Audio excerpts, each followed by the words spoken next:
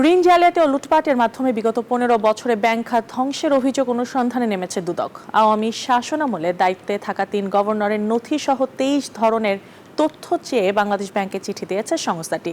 এদিন ডিএনসিসি হাসপাতাল নির্মাণ প্রকল্পে 3,30,00,000 টাকার অর্থ আত্মসাতের চেষ্টায় মামলা হয় সাবেক প্রকল্প পরিচালক ডক্টর ইকবাল কবির সহ 2 জনের বিরুদ্ধে।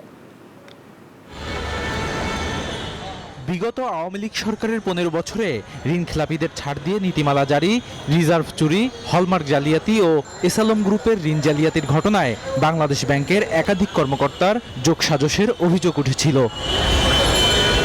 কেন্দ্রীয় এই ব্যাংকটির এসব অব্যবস্থাপনার অভিযোগ অনুসন্ধান করবে দুর্নীতি দমন কমিশন। তার সূত্র ধরে সাবেক 3 গভর্নর আতিউর রহমান, ফজলে কবির ও আব্দুর রউফ তালুকদার সহ মোট 23 ধরনের নথি চেয়ে ব্যাংকটিকে চিঠি দিয়েছে দুদক।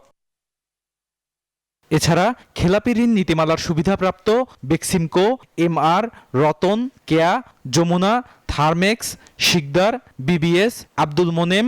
এক্সট্রিম মশার কয়েল প্ল্যান্ট ফাইবার দিয়ে তৈরি, তাই সহজে ভাঙে না, সুগন্ধিযুক্ত ও নিরবিচ্ছিন্নভাবে জ্বলে। ডেঙ্গু, চিকুনগুনিয়া বাহি সহ যে কোনো মশার বিরুদ্ধে দেয় এক্সট্রিম সুরক্ষা। ও এনানটেক্স গ্রুপ সহ অন্যান্য প্রতিষ্ঠানের ঋণ গ্রহণের নথিও চেয়েছে সংস্থাটি। সাবেক গভর্নর আতিউর রহমান সহ অন্যান্যদের বিরুদ্ধে অনিয়ম, ঋণখেলাপি অনেকগুলো বিষয়ে একটা অভিযোগের অনুসন্ধান চলছে। অনুসন্ধান শেষে অনুসন্ধানকারী কর্মকর্তা হয়তো প্রতিবেদন সাবমিট করবেন, তারপরে আইনানুগ ব্যবস্থা নেবে।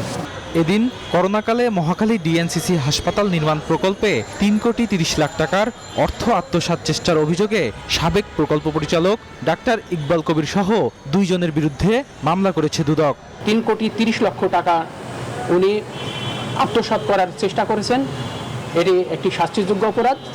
এই অপরাধের প্রেক্ষিতে দুর্নীতি দমন কমিশন ইকবাল কবির এবং এসআরএস ডিজাইন অ্যান্ড ফ্যাশন লিমিটেডের স্বত্বাধিকারী মোহাম্মদ সাইদুর রহমান এই 2 জনের বিরুদ্ধে মামলার অনুমোদন দিয়েছে। এদিকে টিআর কাবিখার নামে অর্থ আত্মসাতের অভিযোগে সাবেক এমপি নুরুন্নবী চৌধুরী শাওন সহ 18 জনের বিরুদ্ধে মামলা করেছে দুদক।